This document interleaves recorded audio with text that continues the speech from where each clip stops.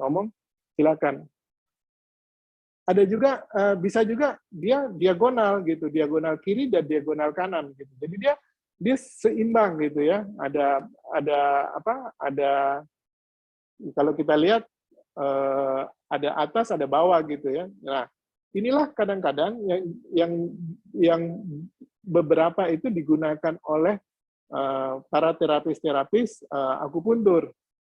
Misalnya kita melakukan, misalnya tangan kanan kita yang sakit ya, tangan kanan kita yang sakit. Kadang-kadang kita sebagai terapis ingin menggunakan pemikiran atau filosofi terapi dengan menggunakan yin yang. Jadi kita tidak menusuk atau tidak memijat di tangan kita yang sakit yang kanan, tetapi kita mencari padanannya di sebelah kiri gitu loh. Jadi kita cari mana di sebelah kiri itu yang kalau kita tekan itu sakit gitu loh. Nah, itulah yang biasa kita gunakan gitu. Kadang-kadang orang bertanya gini, kan ada yang datang biasa di klinik, terus dia ngeluh, Pak Yudi, kepala saya pusing gitu. Oh oke, saya tusuk ya. Nah, saya nggak tusuk di kepala, tetapi saya bisa nusuk di mana? Misalnya saya bisa nusuk di kaki, di jempol kakinya dia gitu. Nah, dia kemudian ngomong ke saya, Pak Yudi, saya sakitnya di kepala kok, kepala saya nyeri, kenapa yang ditusuk kaki gitu. Nah, dia nggak ngerti bahwa saya sedang menggunakan polaritas atau sedang melakukan terapi dengan prinsip yin yang gitu. Nah, juga kadang-kadang sakitnya keselioan di sebelah kanan, saya terapinya di sebelah kiri gitu. Jadi kita bisa menggunakan itu dan jadi disitulah yang membedakan nantinya para terapis dari timur ini. Mereka akan banyak menggunakan sense of art-nya ya. Jadi kita itu mungkin orang sakitnya sama, tetapi pilihan untuk melakukan terapinya itu jadi banyak banget gitu. Sakitnya di perut, tapi yang ditusuk kenapa tangannya gitu atau lengan bawahnya yang ditusuk gitu. Nah, itu ada semua filosofi-filosofi dari situ. Nah, itulah yang kita gunakan nanti. Jadi jangan setelah malam ini kalau Anda nanti terapi gitu ya dengan metode Anda datang ke akupunturis atau Anda datang nanti ke shinsei gitu. Terus shinsei-nya tidak langsung menusuk ke bagian tubuh Anda yang sakit, Anda jangan bilang, kok bukan di situ yang sakit, di tempat yang ini loh yang sakit. Ya kadang-kadang dia akan menggunakan prinsip-prinsip dari yin yang itu karena itu tadi ya, jadi bisa menggunakan titik-titik yang berlawanan. Itulah yang biasa kita namakan dengan filosofi yin yang. Ada juga metode style itu yang juga berbeda. Misalnya kalau kita datang ke seorang terapis yang stylenya style Chinese, itu biasanya tusukannya dalam, kenceng, keras gitu ya, di ublek-ublek gitu, anunya itu jarumnya. Tetapi ketika Anda datang ke seorang terapis akupuntur dengan style Japanese, jarumnya itu nyaris hampir tidak masuk ke dalam tubuh Anda gitu loh. Jarumnya itu hanya nempel di kulit aja gitu. Dan dia nggak bisa tegak berdirinya. Jadi dia jatuh gitu itunya jarumnya ya. Nah, itu dia sedang melakukan terapi juga dengan menggunakan prinsip-prinsip yin yang. Jadi bukan penusukan dalam yang dia lakukan, tetapi penusukan permukaan. Nah, kalau Chinese gimana? Iya, kalau di Chinese dia melakukan penusukan yang keras, dalam, dan sedikit agak kenceng gitu ya, diputar-putar dan rangsangannya itu rangsangan yang seperti itu. Jadi dua pendekatan itu mana yang benar? Ya semuanya benar gitu karena memang ada filosofi yang berbicara tentang itu. Jadi jangan takut. Yang penting Anda hanya fokus bahwa apa yang dilakukan itu Anda sudah mengemukakan keluhan Anda, dan si terapis itu akan berpikir mana pola yang akan dia gunakan, seperti itu. Gitu ya, teman-teman sekalian. Bu, ada yang tanya biar saya agak sedikit istirahat. Oke. Ya, ayo teman-teman, ada yang mau bertanya sejauh ini penjelasan dari Kak Yudi? Silakan kalau ada konsep yin yang Atau masih pusing, bisa. atau yang terlalu cepat saya? Ah, Terlalu cepat atau gimana? Enggak. tampaknya pas sih Kak, sudah pas kok Kak, sudah pas. Oke ya, oke. Kalau terlalu cepat, mohon atau tidak mengerti, silahkan aja langsung raise hand. Oke, kita lanjut filosofi yang kedua ya. Filosofi yang kedua ini lebih menarik lagi nih, karena filosofi yang kedua ini kita sebut dengan five element. Five element itu biasa kita Indonesia kita sebut dengan 5 unsur. Nah, 5 unsur ini apalagi nih gitu ya. Nah, 5 unsur ini juga adalah unsur-unsur yang ada di alam. Jadi lihat ya betapa tingginya gitu ya. Kalau saya itu kadang-kadang nggak tahu, senang aja dengan belajar Chinese medicine ini ya. Itunya ceritanya itu asik gitu, ngedengerin itu kayak dongeng gitu ya. Dan memang itu kayak dongeng, tapi kalau digunakan itu luar biasa gitu. Dasar-dasar pengobatan non medis di Barat pun itu menggunakan prinsip-prinsip five element dan yin yang itu. Jadi nggak ada salahnya kita tahu tentang ini supaya kita juga punya pilihan dalam melakukan kesehatan di tubuh kita gitu. Utamanya juga menjaga stres. Nah, kenapa saya kok bicara soal stres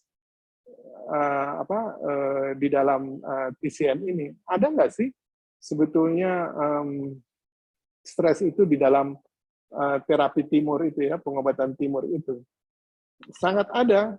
Kita itu di dalam 5 unsur ini itu banyak sekali unsur itu yang terdiri dari 5 unsur ini gitu. Nah, 5 unsur itu apa aja gitu kan? Nah, itu terdiri dari yang pertama itu api, kemudian yang kedua itu tanah, kemudian logam, air, kayu, kembali lagi ke api. Karena kita harus nutup ya, jadi 5 unsur itu harus tertutup gitu. Nah, seperti gambar yang ada di sebelah kanan ini. Jadi ada 5 unsur. Dari kita mulai dari atas ini api, kemudian ini tanah, kemudian ada logam, air, kayu gitu. Nah, bagaimana cara menghafal pergerakan 5 unsur ini? Jadi 5 unsur ini bergerak terus ya. Dia bergerak di alam juga dia bergerak. Di dalam tubuh kita ada juga nanti. Nanti kita lihat lagi. Kayak tadi, kayak yin yang. Yin yang itu ada di alam dan dia juga ada dalam tubuh kita.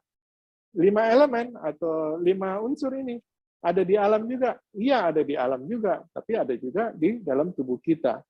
Misalnya ada api, kemudian ada tanah ya.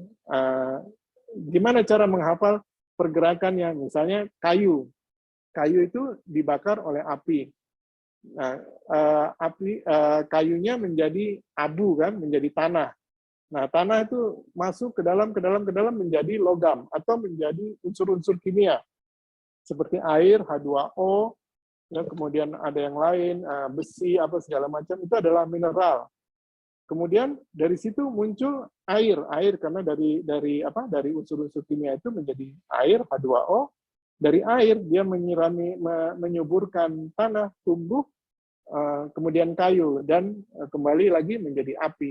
Nah, ini terus siklus ini bergerak terus.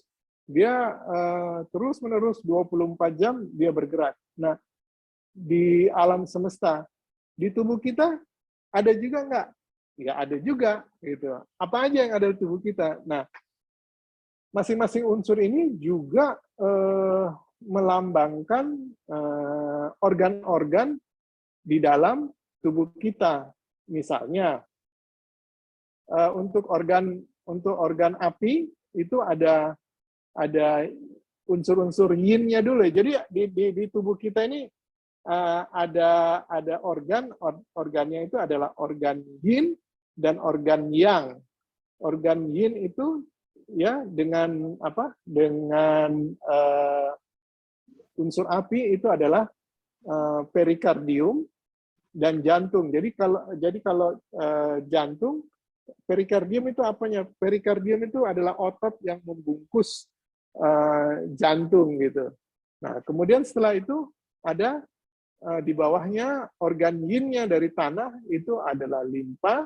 Kemudian organ yin dari logam itu adalah paru, organ yin dari air itu adalah ginjal, dan organ yin daripada kayu itu adalah liver atau hati. Dan kembali lagi ya, kembali lagi ke api ada jantung dan perikardium. Jadi seperti itu. Susah nggak ngafalnya? Gampang kan ngafalnya kan? Nah itu ada di sebelah sini nih. Nah ini jantung, limpa, paru, ginjal, hati ya. Kemudian kalau organ yang untuk unsur api itu ada usus kecil, kemudian organ untuk unsur tanah itu ada lambung, kemudian untuk unsur logamnya ada usus besar untuk yangnya, kemudian air itu unsur yangnya itu ada kandung kemih, dan kayu itu organ yangnya itu kandung empedu. Jadi kembali lagi, jadi 5 unsur itu masuk ke dalam tubuh kita, kemudian yin yangnya juga masuk dalam tubuh kita gitu. Nah, ada lagi nih istilahnya nih. Tapi ini apalagi nih, emang istilah ini dipakai gitu. Antara jantung dan usus kecil, antara organ yin dan organ yang, itu biasa kita memfilosofikan itu sebagai husband and wife. Jadi suami dan istri. Istrinya yang mana? Istrinya adalah organ yin. Organ yangnya adalah suaminya gitu. Nah, kalau organ yin-nya menderita, tentu organ yangnya juga menderita. Kalau istri menderita, suaminya hampir dipastikan juga menderita. Kalau istrinya menderita, suaminya tidak ikut menderita, nah itu kita tanda tanya gitu. Benar nggak Kak Vio ya? Jadi benar nggak teman-teman? Benar nggak Kak Devita? Nah jadi itulah jadinya seperti itu. Jadi husband and wife. Nah, di antara ini nggak ada pertanyaan nih. Tanya ya kalau nggak jelas ya. Tanya aja kalau nggak jelas. Pokoknya kita habis-habisan malam hari ini. Nah, kemudian di antara unsur, misalnya sekarang ya, unsur tanah ini. Unsur tanah ini biasa kita sebut dengan kalau kita mau sebut ya, unsur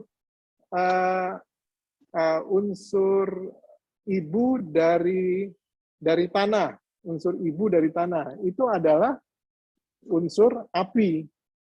Neneknya siapa? Neneknya adalah unsur kayu. Kok gitu sih? Ya memang begitu belajar. Jadi seperti itu kalau kita belajar. Misalnya kalau anaknya sakit, misalnya kalau misalnya limpanya sakit, limpanya menderita. Jadi kalau anak menderita, yang harus dikuatkan siapa? Ibunya, gitu ya. Karena kalau anaknya sakit, kita harus kuatkan ibunya. Jadi sistem terapinya, carilah titik-titik di jantung atau di perikardium yang bisa membantu si organ anaknya tadi gitu. Jadi seperti itulah. Jadi ada namanya ibu dan anak, ada hubungan ibu dan anak, ada juga hubungan grandma atau neneknya seperti itu. Nah, kira-kira seperti itu. Ngebul nggak sih? Enggak ya? Nah, kemudian si unsur ini saling berkaitan dia. Jadi dia berputar terus. Tetapi, nah ini tetapi ya, alam itu sudah menyusun ya, sudah menyusun sedemikian rupa, atau sang pencipta itu sudah menyusun sedemikian rupa bahwa tidak bisa selamanya kita itu selalu selalu itu berkembang, growth terus. Kita nggak bisa berkembang terus. Organ ini juga dia nggak bisa berkembang terus. Bayangkan kalau kita manusia itu berkembang terus, lama-lama apa yang terjadi?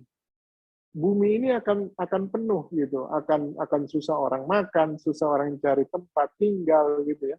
Jadi kemudian alam itu menciptakan satu mekanisme bahwa harus ada dibatasin. Jadi ini ada yang saling membatasi. Misalnya api itu membatasi api itu membatasi logam. Logam itu nanti membatasi kayu. Kayu itu membatasi tanah. Tanah itu membatasi air. Yang seperti itulah. Jadi ada siklus untuk berkembang dan ada siklus membatasi. Nah, pertanyaannya sekarang adalah bagaimana kalau terjadi sebaliknya? Kalau terjadi sebaliknya, mestinya ya, contohnya ini ya, mestinya si api membatasi logam, tapi ternyata si logamnya lebih kuat daripada api, jadi berbalik. Nah, hubungan itu kita namakan menghina. Hubungan yang menghina, jadi mestinya dibatasi, tapi dia lebih gede. Dia jadi menindas atau menghina organ yang harusnya memimpin dia. Jadi seperti dalam kehidupan sehari-hari juga kadang-kadang kita ngelihat ya, ada orang yang menjadi bos, tetapi ternyata anak buahnya itu lebih powerful daripada si bos. Itu namanya hubungan yang menghina atau hubungan yang menindas, tertindas bosnya. Lama-lama terjadi apa? Merana bosnya gitu. Jadi itulah. Jadi dalam kehidupan sehari-hari juga kita menemukan hal yang seperti itu. Nah, kemudian selain tadi organ, kemudian apa tadi ya, unsur tadi itu, ada juga warna. Di sini juga menarik nanti, ada warna. Nah, api itu warnanya merah. Kemudian tanah itu warnanya kuning, logam itu warnanya putih, air itu warnanya biru, kayu itu warnanya hijau, dan kembali lagi ke api itu warnanya merah. Jadi ada warna juga di situ. Ada warna. Nah, warna ini juga nanti bisa kita gunakan untuk melakukan terapi nanti. Nah, yang paling penting buat saya, karena malam ini kita akan berbicara tentang stres, di dalam 5 unsur ini juga ada yang namanya emosi. Inilah yang membedakan antara pengobatan timur. Ini siapa nih? Muhammad Gilang Baktra. Oke, kita jawab nanti ya. Saya selesaikan dulu yang mengenai emosi. Inilah yang membedakan pengobatan timur dan pengobatan barat. Kalau di pengobatan barat ya, kalau kita bicara tentang organ, kita berbicara tentang organ itself. Jadi artinya kita bicara tentang organ, fisik dari organ. Nah, yang saya suka, yang saya senang ketika belajar tentang PCM, waktu saya belajar tentang organ, saya tidak hanya melihat organ itu sebagai organ. Tetapi kita juga melalui 5 unsur ini, kita melihat organ itu mempunyai emosi. Jadi organ itu mempunyai emosi. Misalnya apa? Organ jantung. Organ jantung itu emosinya adalah joy atau overjoy gitu ya. Kesenangan atau kesenangan yang berlebihan. Mungkin contohnya gini ya, kalau Anda pernah mendengar orang yang menang lotre, zaman saya udah pada kenal nggak ya, namanya ada SDSB gitu ya. Itu hadiahnya dulu 1 miliar itu ya. Kak Devita pasti tahu itu karena zamannya Kak Devita itu. Jadi apa namanya, orang terlalu senang, orang terlalu gembira, itu ada kemungkinan dia mempunyai problem jantung gitu ya. Jadi kita bisa melihat fenomena orang itu dari cara dia melampiaskan emosinya. Nah, ini mulai menarik ini. Jadi kalau orang terlalu gembira atau dia terlalu sakit hati, bentar-bentar, gue sakit hati. Misalnya siapa tadi? Ada teman-teman gitu, aduh gue nggak seneng tuh sama si Yudi. Gue sakit hati aja kalau ngelihat si Yudi. Itu hati-hati tuh. Jantungnya itu kita bisa memperkirakan ya, menduga bahwa bisa jadi orang-orang seperti itu dia gampang sekali sakit hati dengan orang lain gitu. Nah, itu ada kemungkinan dia itu mempunyai problem di jantung gitu. Misalnya nih ya, misalnya. Tapi saya disclaimer dulu ya bahwa jika sakit berlanjut hubungin dokter. Jadi ini bukan pengganti medicine Anda. Jadi ini adalah menjadi salah satu alternatif. Jadi pada malam hari ini kita berbicara tidak bahwa ini mutlak harus ini, tetapi ini hanya adalah sebagai wawasan dan ini pengetahuan, mudah-mudahan ini jadi pengetahuan baru buat teman-teman semua gitu ya. Jadi tidak menggantikan pengobatan yang mungkin sekarang sedang Anda lakukan dari pengobatan versi barat gitu. Nah, kemudian lambung atau unsur tanah. Nah, unsur tanah itu dipengaruhi oleh worry. Worry itu apa ya? Khawatir kali ya. Jadi khawatir, overthinking atau kebanyakan berpikir. Nah, ini. Jadi Anda yang terlalu banyak berpikir, hati-hati. Atau mungkin sudah kali ya, Anda terlalu berpikir, terlalu banyak berpikir, besok ini, aduh, ada pekerjaan gue, apa ya yang mesti diselesaikan gitu. Aduh, kenapa sih si Yudi itu kayak begitu gitu. Kenapa sih si Flo itu modelnya kayak begitu gitu. Gue nggak seneng banget tuh dengan si Flo. Kenapa sih ya? Ini begini. Jadi dipikirin semua, terus dikhawatirkan. Nah, itu yang bisa menderita nantinya adalah organ lambung Anda atau limpa Anda gitu. Jadi terlalu banyak berpikir, terlalu banyak khawatir gitu. Dan kemudian nanti ini yang setelah jadi tanah itu ada unsur logam ya, unsur logam. Nah, unsur logam itu adalah emosinya adalah grief atau kesedihan. Kalau orang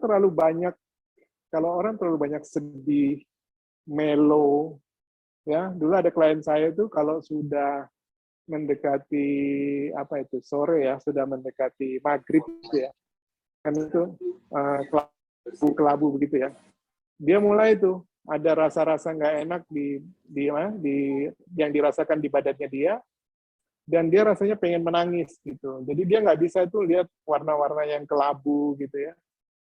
Yang seperti kalau sore-sore itu kan kayak kelabu-kelabu begitu ya, sendu-sendu gitu. Nah, dia itu pengen nangis gitu, dia pengen nangis. Nah, itu kalau orang nangis, kebanyakan nangis biasanya dia bermasalah di pernafasan atau di paru-paru. Nah, ketika paru-parunya itu dia menurun, apa yang terjadi? Yang terjadi adalah imunitasnya juga berkurang. Nah, tadi kita sebelum acara ini, saya sempat ngobrol dengan kakak Kadek ya, tadi ada alergi. Kakak Kadek bilang ada alergi.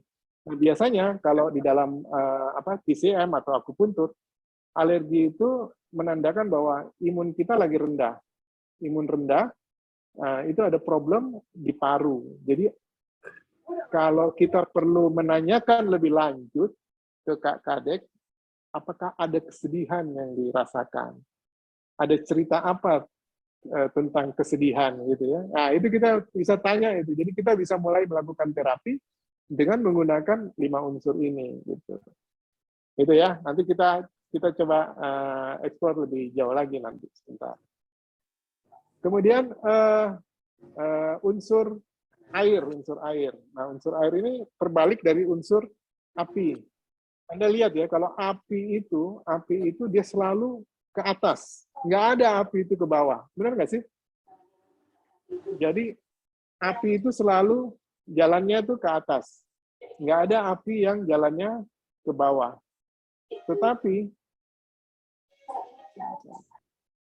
Tetapi berlawanan dengan api, air itu selalu mencari jalan yang ke bawah. Nggak ada kan? Air itu yang jalannya ke atas, ada nggak? Halo? Mau ya dijawab gitu loh. Nggak ada. Nah gitu dong. Aduh. Ya nggak ada. Jadi air itu selamanya mengalir ke bawah. Gitu. Air itu apa? Kalau api itu panas, air itu dingin. Gitu. Nah, itu selalu berlawanan antara api dan air. Dan api itu sering dikatakan di dalam PCM itu mempunyai hubungan khusus dengan api berhubungan khusus dengan air. Jadi dan itu sehari-hari juga sering kita lakukan ya, kalau kita punya anak kemudian atau kita sendiri lagi panas, kita biasanya dikompres sama air gitu ya. Jadi untuk mendinginkan, untuk menurunkan suhu. Nah, emosinya apa? Emosinya di air. Emosi di air itu fear, fear atau ketakutan. Jadi orang yang organnya apa? Kidney atau ginjal. Jadi Anda yang sering ketakutan, dikit-dikit takut, dikit-dikit takut. Aduh, saya khawatir dengan masa depan saya ya, gimana ya? Saya nggak jelas nih. Ketakutan gitu, ketakutan apa lagi ya? Seperti apa contohnya? Ada yang mau ini nggak? Open mic nggak? Apa yang biasa dirasakan ketakutan? Ketakutan akan masa depan, ketakutan nggak punya rumah, ketakutan nggak punya pasangan. Ada nggak yang takut nggak punya pasangan? Oh, ada kakak Aini Natalia juga nih. Oke, jadi ketakutan-ketakutan itu lama-lama akan membuat ginjal Anda menderita. Lama-lama akan membuat ginjal Anda menurun, seperti itu. Jadi, jika ada rasa ketakutan, ada fear, tolong dihilangkan, biar ginjal Anda selalu sehat. Seperti itu. Kira-kira seperti itu ya. Oke, kemudian unsur yang kelima, unsur kayu. Unsur kayu itu emosinya adalah stress.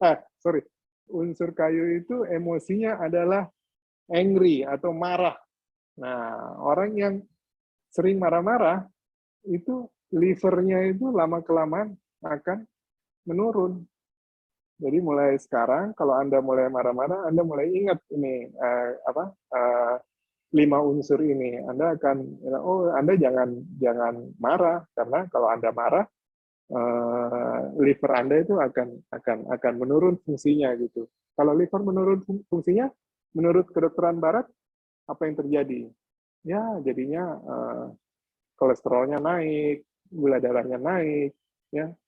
Kemudian asam uratnya naik. Nah, itu karena Anda terlalu sering marah, dikit-dikit marah, dikit-dikit marah, dikit-dikit marah. Gitu. Nah, kadang-kadang ada juga yang nanya kemudian, Yud, emang kita nggak boleh jadinya marah-marah? Kita kan sebagai manusia juga wajar dong kalau kita marah, kita sedih, kita ada rasa ketakutan, kita overthinking, khawatir, atau kita senang gitu ya, atau sakit hati gitu, kan boleh juga. Iya, boleh banget, boleh. Bahkan salah satu nanti kalau kita sempat nih, mudah-mudahan kita masih punya waktu. Kalau salah satu terapi itu adalah bagaimana kita melampiaskan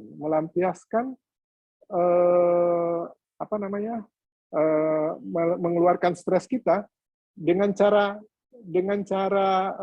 misalnya menangis atau marah-marah atau berteriak gitu ya, seperti itu. Itu juga salah satu cara untuk nanti merilis stresnya gitu. Jadi kalau misalnya Anda lagi stres, lagi ada beban yang berat, kemudian Anda cari di internet, lihat 5 unsur ini, yang mana yang Anda mau menjadi bagian dari terapi stres yang Anda alami itu. Misalnya Anda pilih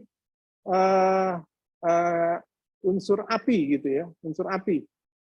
Unsur api apa? Ada sakit hati. Sakit hati perlu dilampiaskan dengan apa? Dengan berteriak gitu, seperti itu untuk melampiaskan itu.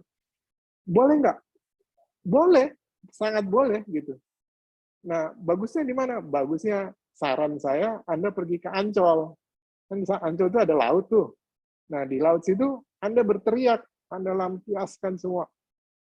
Betul ya, sampai habis. Baru Anda rasakan lagi. Kalau dirasakan masih kurang, teriak lagi gitu ya. Sampai Anda merasa tenang. Tapi gini Yud, gua males ke Ancol, jauh naik tol lagi, mesti bayar tol lagi, mesti masuk Ancol, mesti bayar gitu. Mahal. Ada cara nggak menghilangkan stres gue ini dengan cara berteriak tapi di rumah aja? Ya ada, gampang banget, ya kan? Ambil aja bantal, ya bantal, kemudian Anda tutup muka Anda, kemudian Anda berteriak sekencang-kencangnya di situ. Ya, supaya apa? Supaya tetangga Anda nggak datang ke rumah Anda untuk menolong Anda, dipikir nanti Anda kenapa-kenapa gitu. Jadi berteriaklah sekencang-kencangnya untuk melampiaskan emosi Anda itu. Tapi gue ini Yud, senengnya nangis gitu. Gue pengen nangis.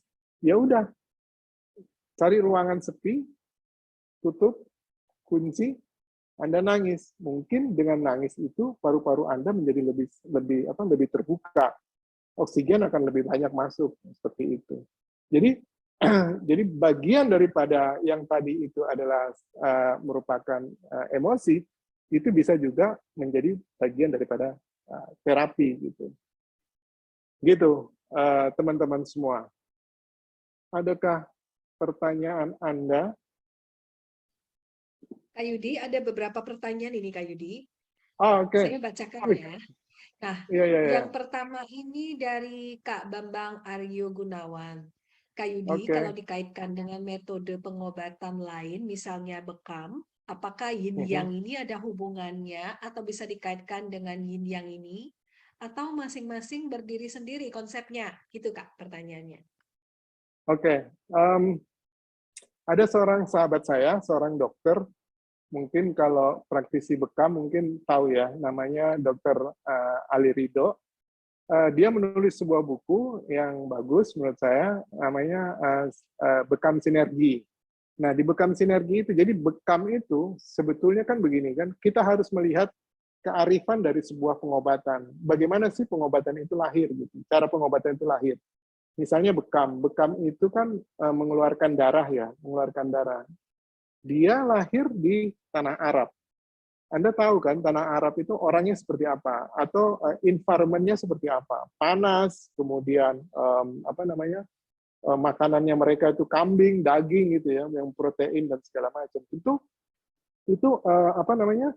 itu membuat tekanan darah mereka itu menjadi tinggi. Jadi kalau kita cocokkan dengan 5 unsur ini, itu mereka itu ada di level di level unsurnya unsur api, karena kan naik ke atas semua, tekanan darahnya tinggi, pokoknya wajahnya merah apa segala macam gitu. Dan kita lihat ya, kalau orang di sana itu berbicara itu kan keras karena memang sesuai dengan kondisi alamnya di sana.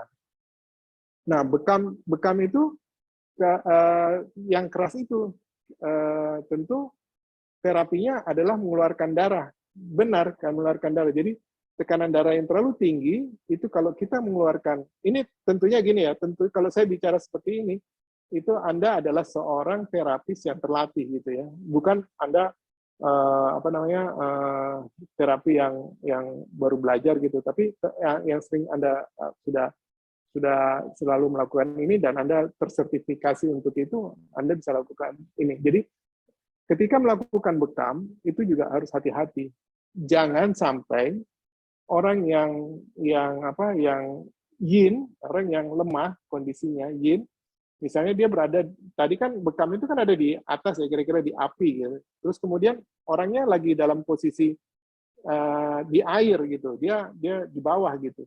Nah kemudian Anda keluarkan apa namanya darahnya, otomatis dia sudah yin, kemudian Anda keluarkan lagi darahnya, dia yin lagi, itu namanya yin over yin ya, over yin. Jadi dia makin drop kondisinya gitu. Tetapi kalau dia dalam posisi di mana di unsur air, kita harus memanaskan dia sehingga dia bisa naik. Jadi tekanan darahnya dia bisa naik, energinya chi-nya dia bisa naik gitu.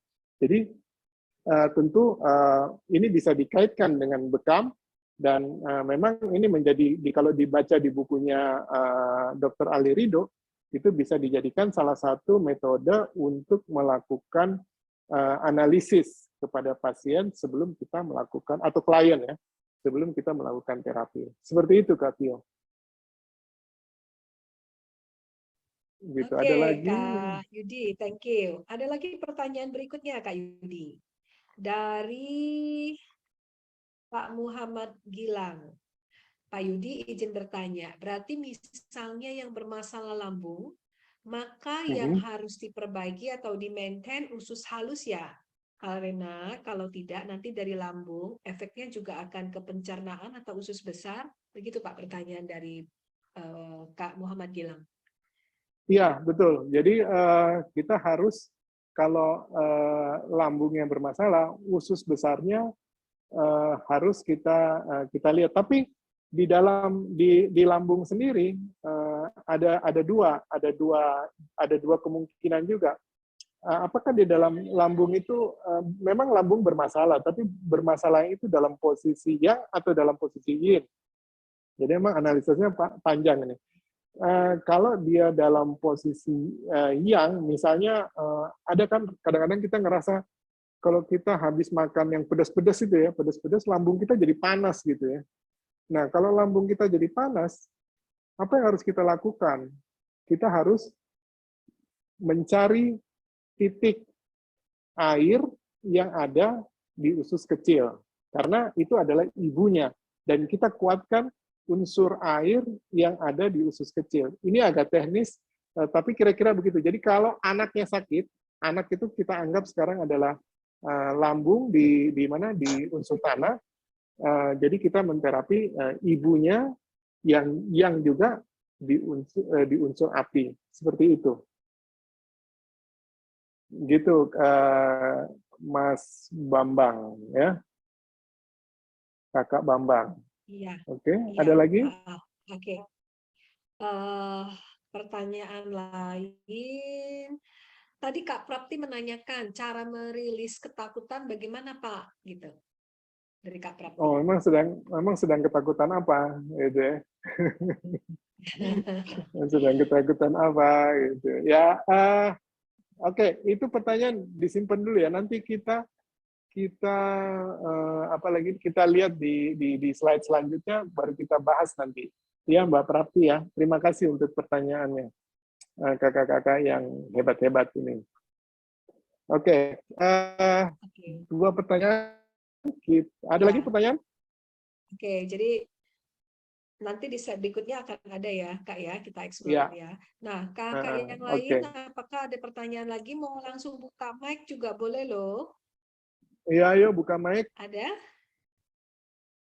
Oke, belum ada yang tampaknya buka Kak Yudi, mic. kita lanjutkan dulu yuk. Oke, kita lanjut ya. Kita lanjut. Oke, nah selain itu, kalau kita belajar tentang pengobatan timur, yang tidak dilupakan adalah meridian. Apa sih meridian itu? Meridian itu adalah jalur-jalur energi yang ada di tubuh kita. Kalau di pengobatan barat, kita itu tahu pembuluh darah atau otot atau daging gitu ya, sesuatu yang nampak gitu ya. Nah, tetapi kalau di pengobatan timur, kita bicara tentang meridian, jalannya energi, itu kita nggak lihat, Bu. Jadi kita nggak bisa lihat. Jadi kadang-kadang agak susah juga kita bicara itu. Tapi banyak juga orang yang bersemangat untuk belajar tentang pengobatan timur ini. Jadi saya salut juga. Jadi kalau kita nggak ngelihat gitu. Kalau pembuluh darah, kita luka, kita bisa lihat darahnya, kita bisa lihat pembuluh darahnya bisa kita lihat gitu ya, ototnya kita bisa lihat. Tapi kalau di pengobatan timur itu kita nggak ada yang lihat gitu loh. Nggak ada yang lihat bagaimana energi itu seperti apa sih? Energi itu jalannya seperti apa, warnanya seperti apa gitu. Tetapi kita percaya. Nah, ini dia nih. Jadi kita percaya bahwa di tubuh kita itu berjalan energi. Nah, jalannya energi itu ada di yang kita sebut jalur-jalurnya itu adalah jalur meridian. Nah, meridian itu ada berapa? Meridian itu ada 14. 2 meridian utama, yaitu Conception Vessel, yang ada di jalan di depan, dan yang kedua adalah Governing Vessel, jadi jalannya di bagian belakang dari tulang ekor sampai di bawah hidung sini ya kelihatannya. Itu adalah 2 meridian utama. Jadi itu yang sering kita kalau kita lagi repot gitu ya, lagi repot, badannya kita lemes, tapi kita mau cepet-cepet jalan nih supaya energinya kita bagus gitu. Biasanya kita melakukan terapi dengan cepat itu dengan mengurut. Jadi jalan di bagian depan ini kita seolah-olah kita melakukan massage. Jadi jaraknya kira-kira ya 2 sampai 3 cm di depan, kemudian kita naikkan. Kemudian kita lakukan beberapa kali. Misalnya minimal 3 kali lah Anda lakukan itu. Biasanya kita jadi lebih bersemangat, energi kita naik dengan cepat seperti itu. Kemudian setelah 2 itu ada yang lain-lain, 12 prinsipal meridian. Yang pertama adalah stoma meridian, atau meridian lambung, kemudian ada spleen meridian atau meridian limpa, kemudian ada small intestine meridian, meridian usus kecil, kemudian ada meridian jantung, ada meridian kandung kemih, ada meridian ginjal, ada meridian perikardium, ada meridian triple warmer atau 3 energi. Jadi kita itu sebetulnya manusia itu kalau di dalam Chinese medicine, kita itu energi kita itu terpusat itu di tiga tempat ya, di 3 tempat. Jadi ada yang di atas namanya ciao atas atau energi atas, kemudian ada ciao tengah atau energi di bagian tengah, dan ciao bawah, energi di bagian bawah. Jadi 3 energi ini harus seimbang, harus selalu produktif sehingga kita selalu bersemangat. Kalau 3 energi salah satunya nggak imbang, itu kita bisa nggak balance di dalam kita melakukan aktivitas. Jadi 3 energi itu harus selalu seimbang. Nah, pertanyaannya orang selalu begini, itu gimana taunya itu nggak seimbang atau seimbang gitu ya. Nah, tentu itu perlu memang pembelajaran, kita perlu belajar lebih lanjut tentang PCM ini, karena itu jadi menarik sekali gitu. Bayangin kita saja belajar akupuntur, itu saya sendiri belajar akupuntur hampir 5 tahun gitu, jadi untuk belajar semua ini. Jadi malam ini saya coba untuk mensarikan dari yang 5 tahun itu untuk bisa cepat mentransfer kepada Anda semua gitu. Kemudian selain itu ada meridian kandung empedu, kemudian meridian hati, lung meridian, meridian paru, kemudian ada meridian last intestine atau meridian usus besar. Jadi 2 ditambah 12 menjadi 14 meridian. Nah, saya mencoba, kadang-kadang kan karena kita nggak ngelihat, nah, banyak orang juga yang melakukan percobaan pengen membuktikan bahwa meridian atau qi itu ya itu di Meridian itu berjalan gitu. Jadi kemudian ada beberapa jurnal. Nah, ada satu jurnal ini yang mengatakan bahwa Meridian dalam pengobatan Cina memiliki hubungan yang sangat erat dengan metabolisme oksigen dalam pengobatan modern. Jadi mereka berusaha untuk selalu menghubungkan karena satunya tidak tampak, satunya tampak. Jadi bagaimana yang tidak tampak ini dihubungkan kepada yang tampak gitu ya. Jadi itu bagaimana jadi selalu ada jurnal-jurnal yang bagus yang membahas tentang hal-hal ini. Seperti itu. Itu adalah Meridian. Nah, Meridian. Jadi Meridian itu sangat penting buat saya di dalam melakukan terapi. Meridian itu sangat penting. Kenapa dia sangat penting? Karena kadang-kadang sesuatu keinginan atau impian kita atau usaha kita atau kemauan kita itu disabotase oleh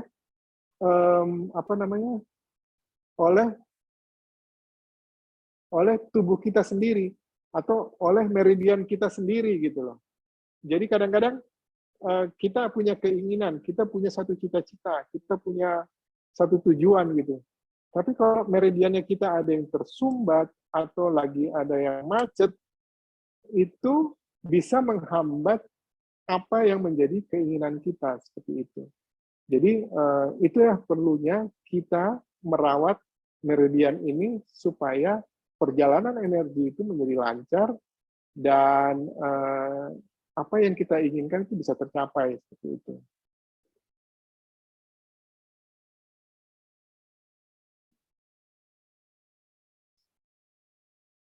Maaf. Sorry. Oke. Nah, kemudian di jalur meridian itu ada namanya titik-titik akupuntur.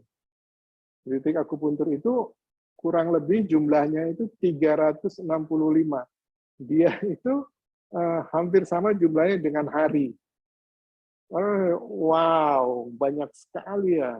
Iya, betul, banyak sekali. 365 titik.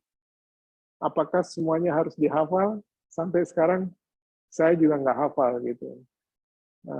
Tetapi untuk menjadi seorang yang mahir di akupuntur, ya paling enggak kita harus bisa mensiasati.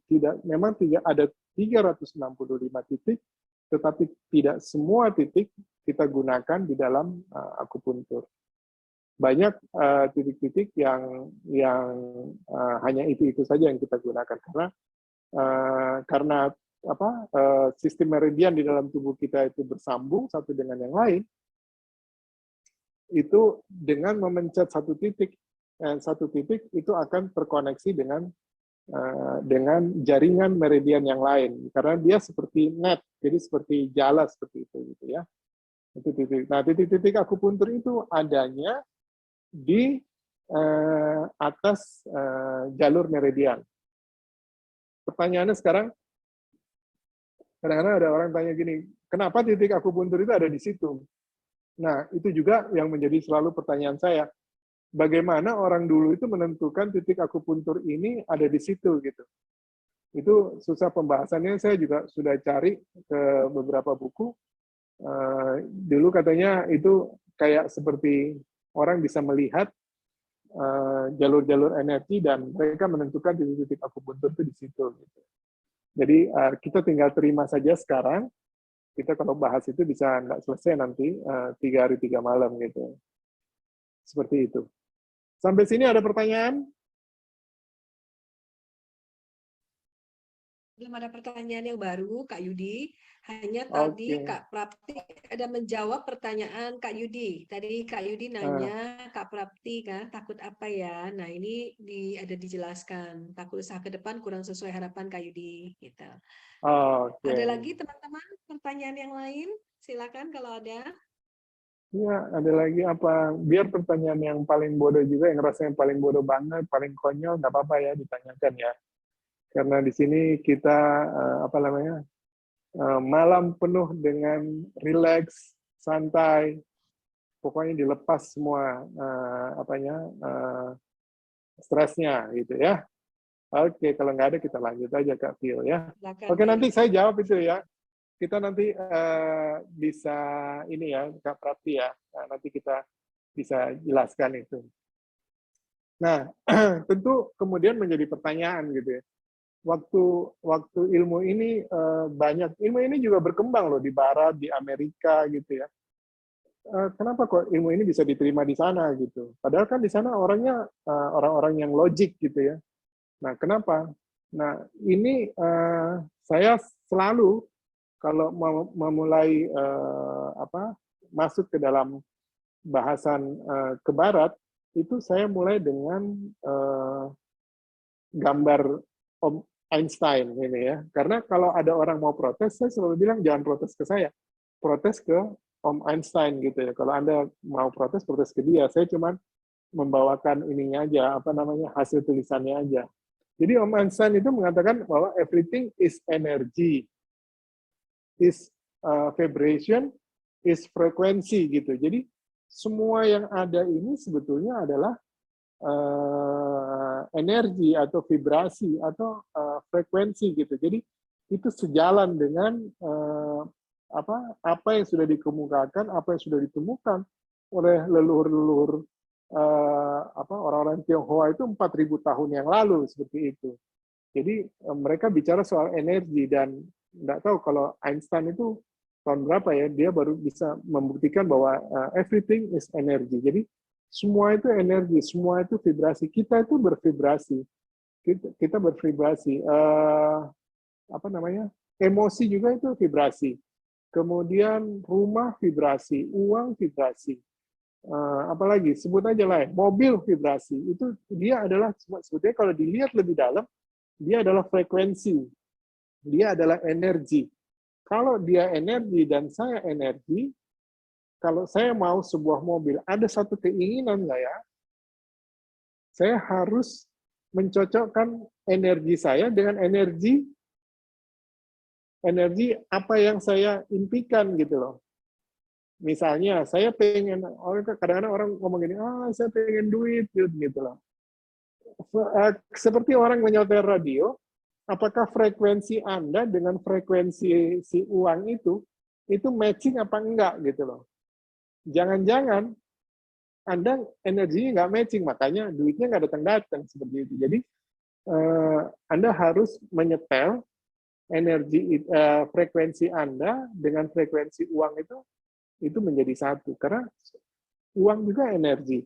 Rumah, Anda saya pengen rumah gitu.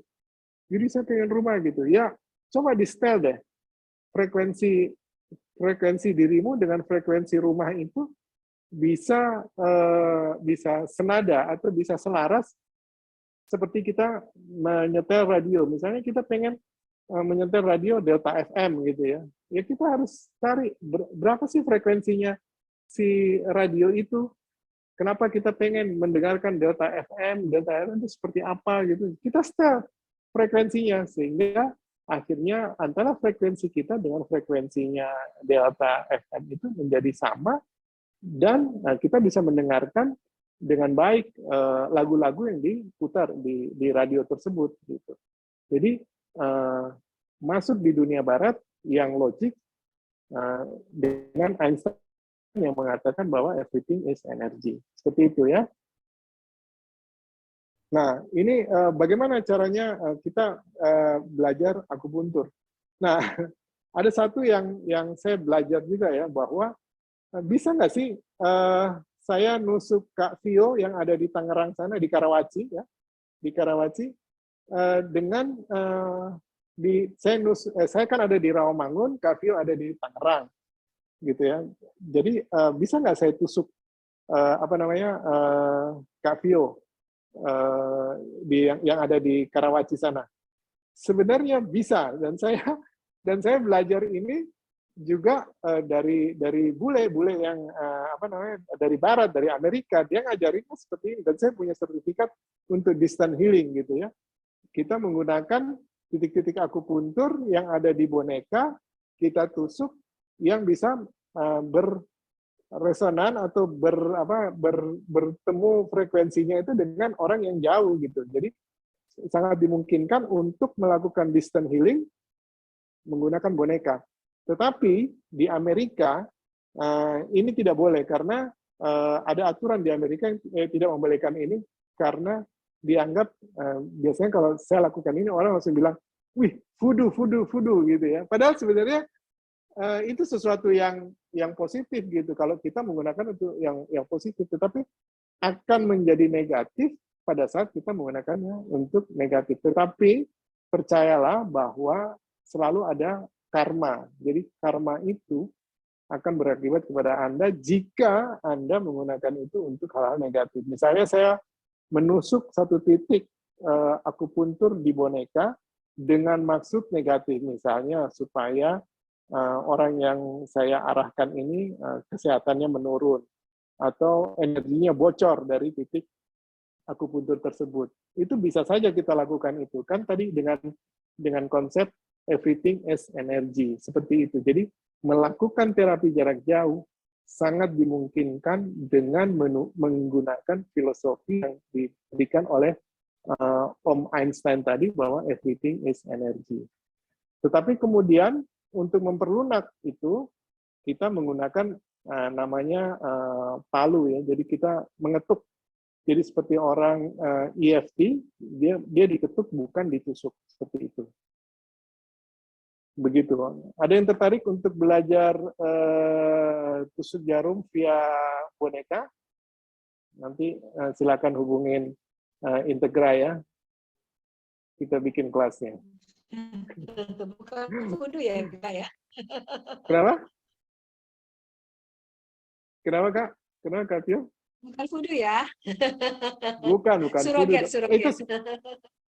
Itu gini ya, semua ilmu itu tergantung kita melihatnya, bisa dilihat negatif dan positif. Jadi selalu ada positif dan negatifnya gitu dan itu tergantung dari kita sebetulnya. Hati kita bagaimana?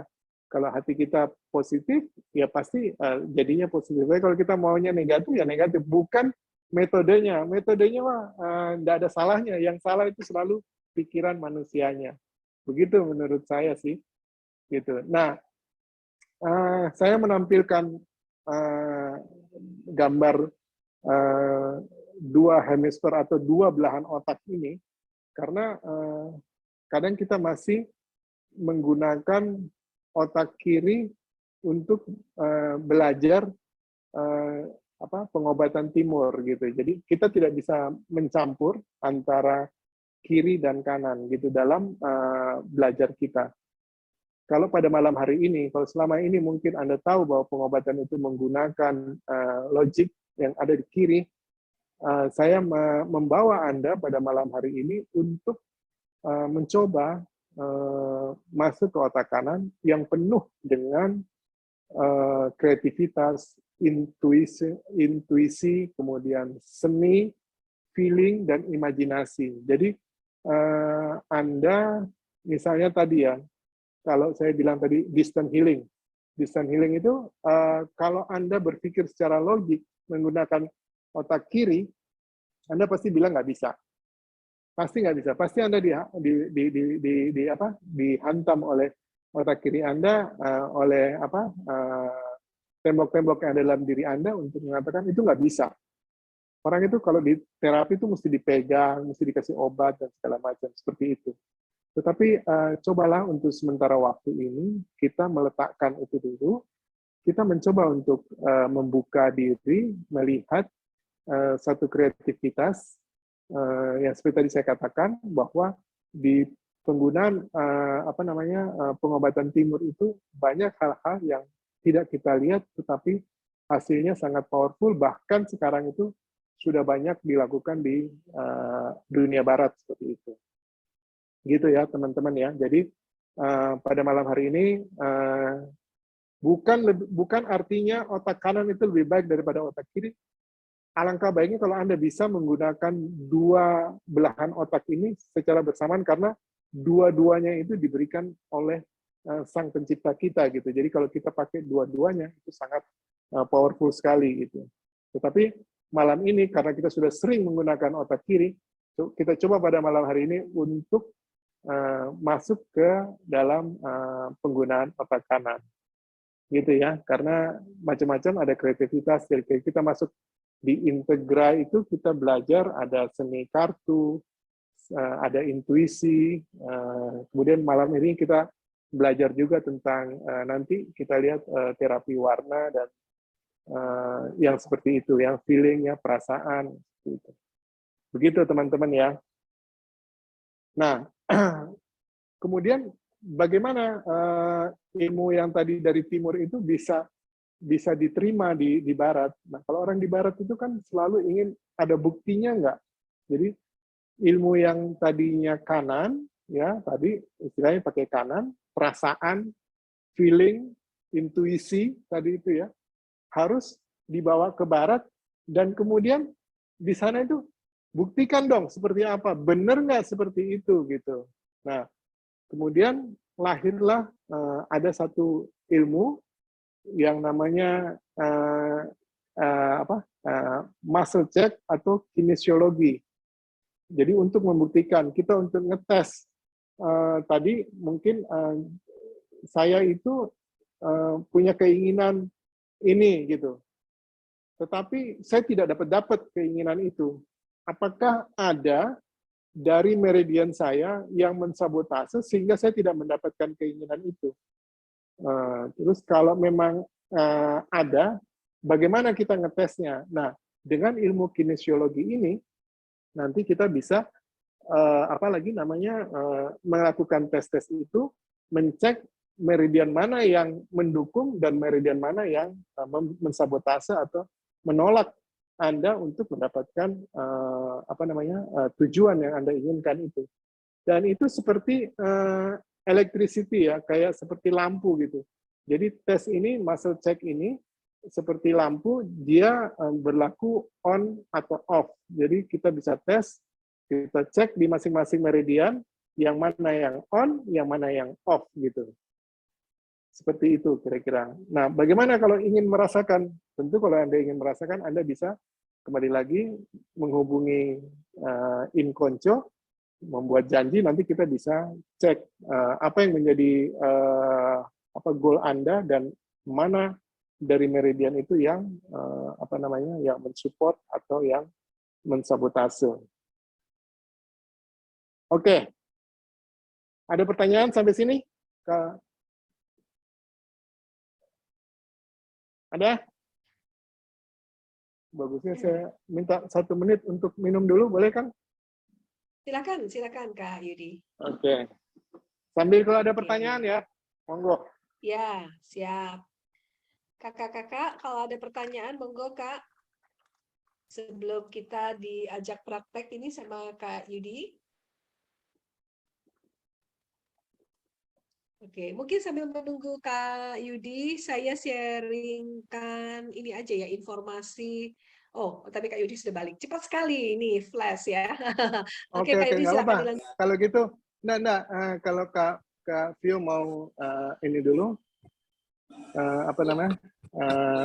sharing informasi, monggo. Oh, oke.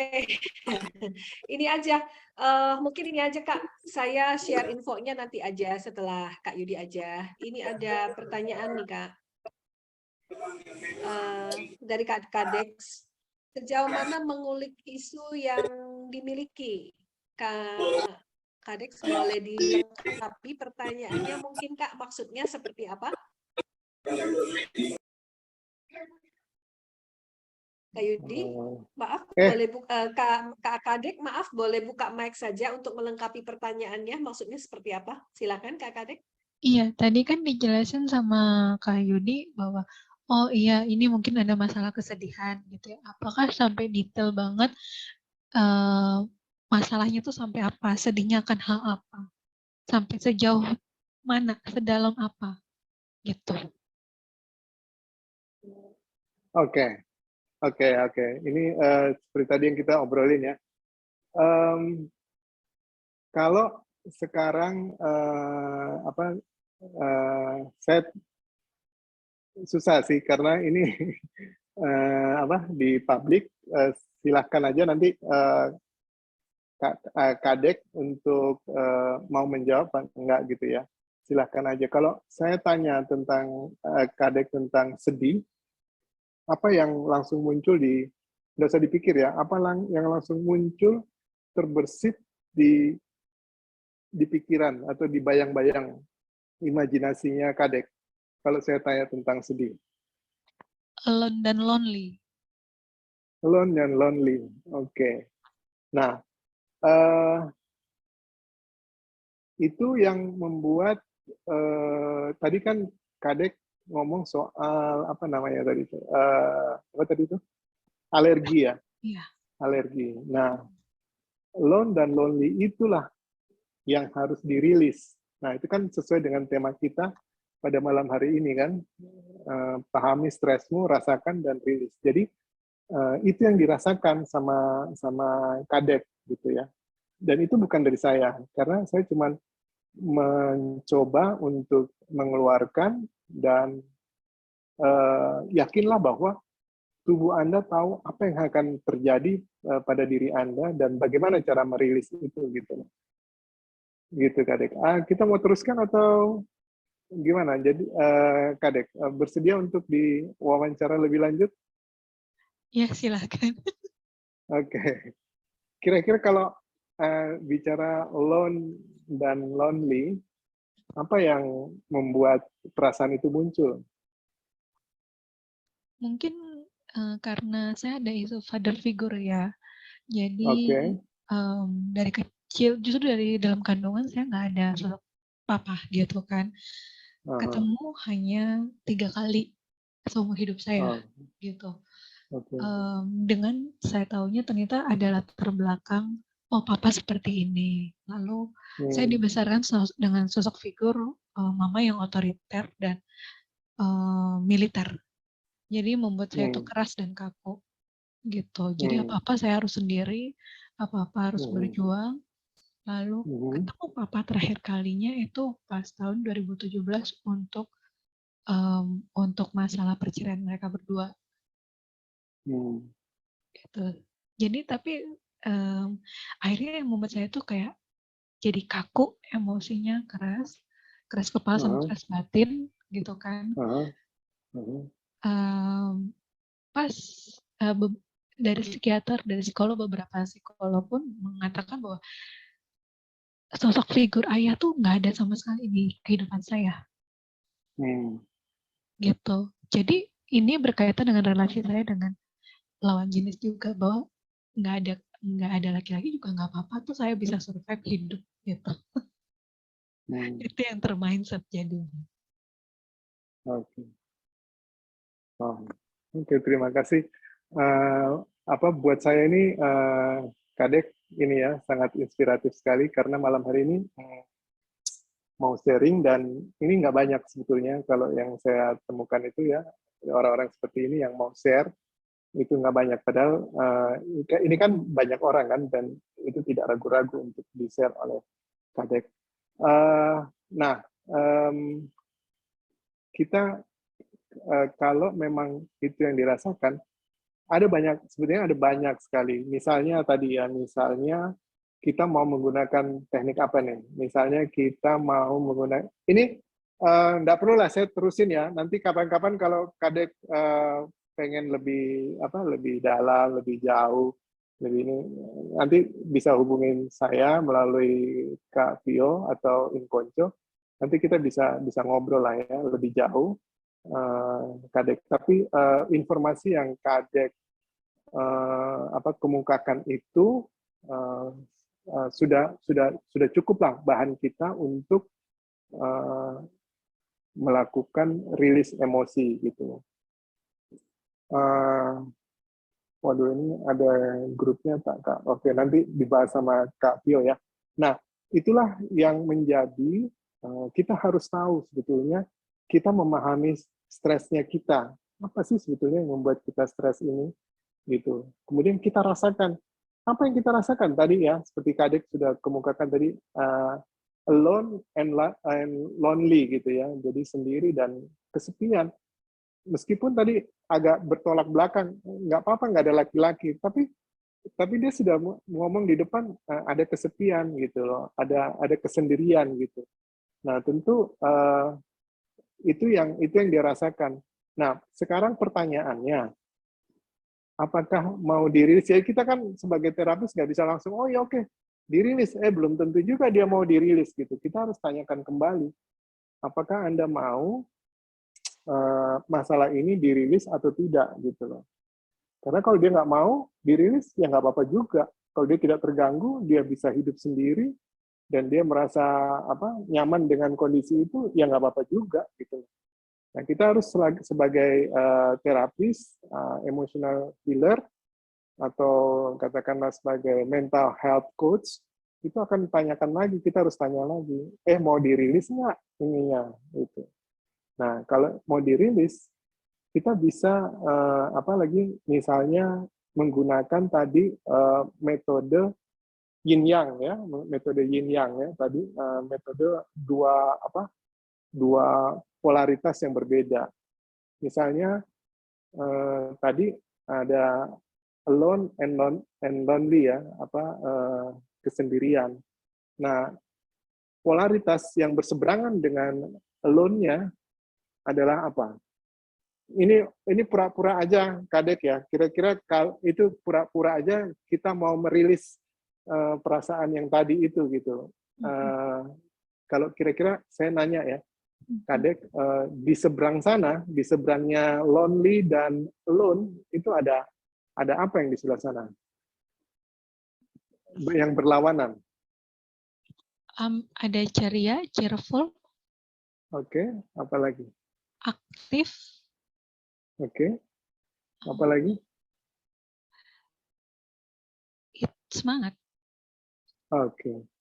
Nah, itu yang dilawannya. Sekarang kita tanya nih, dia udah tahu nih ada tujuannya dia ke sana kan, ada yang berlawanan ke sana. Kita tanya lagi, mau nggak itu didapatkan yang itu tadi gitu. Itu kan menjadi goal kalau kita di coaching ya. Mau nggak itu kita menuju ke sana gitu, kadang yang cheerful tadi, apa aja tadi, keceriaan ya, terus apa tadi, semangat itu mau nggak menuju ke sana? Mau dan lagi berproses. Mau dan lagi berproses. Oke, jadi kalau mau sekarang kalau saya ingin melakukan terapi dengan warna, misalnya saya mau melakukan terapi dengan warna, saya akan kembali lagi tadi ke 5 unsur warna ya. Saya share lagi. Misalnya saya akan kembali. Misalnya ini tadi ya. Ini kita lihat ini. Oke, kalau mau ke sana, kalau Anda Kadek dikasih 5 pilihan warna, ada merah, kuning, putih, biru, dan hijau, dan merah lagi, yang mana yang Kadek mau pilih?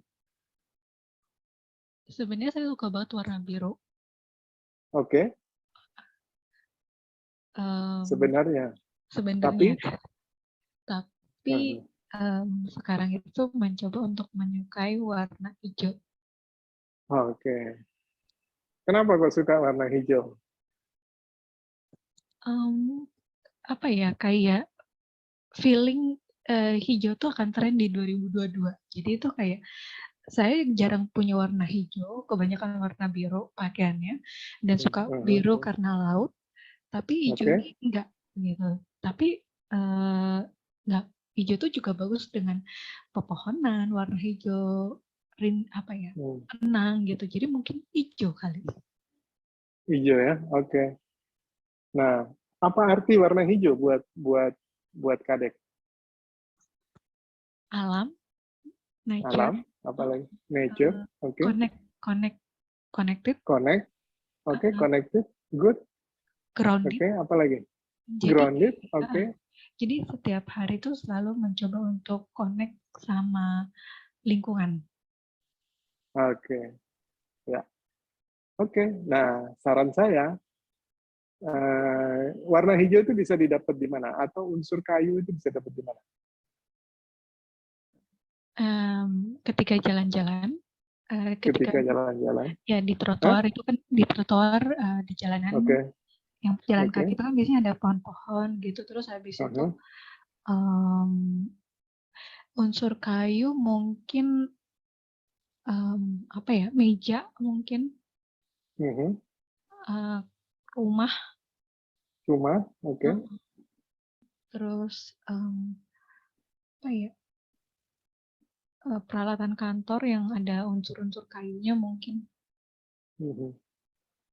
Terakhir kapan pergi keluar, melihat pemandangan, melihat hijau, itu kapan?